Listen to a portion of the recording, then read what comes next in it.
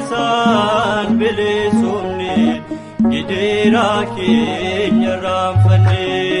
Fannoo Gooftaan arganne jaalallasaan bilisumne gideera keenya raanfanne.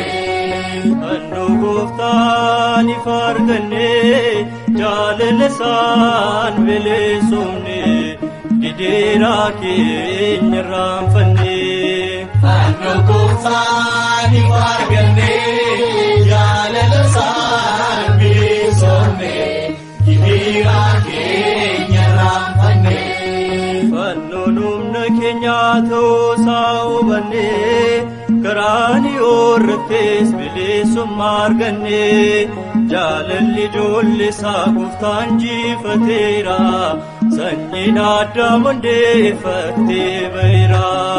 Fannoo Gooftaan arganne jaalallasaan bilisumne gideera keenya raanfanne. Dhugaadhaaf amanteen onneerraa yoo ta'e gideeraaf deebinnee amma musoo ga'e.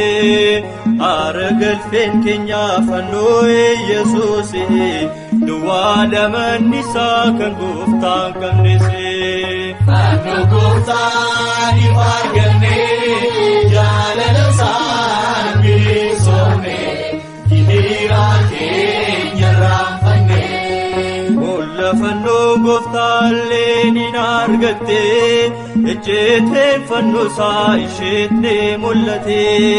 Diinota ishee gantee amantaan dhaabbatte fannoo Yesuusiin boqonnaa argatte.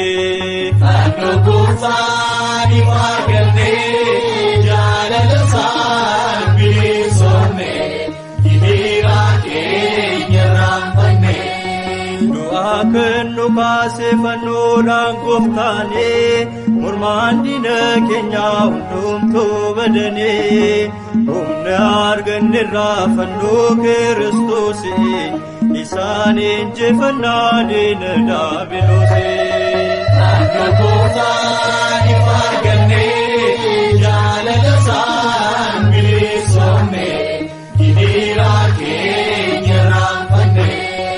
Fannoon humna keenyaa ta'uusaa hubanne karaan irrattis bilisummaa arganne. Jaalalli ijoollesaa Gooftaan injifateera sanyiin Addaam hundeeffattee baheera.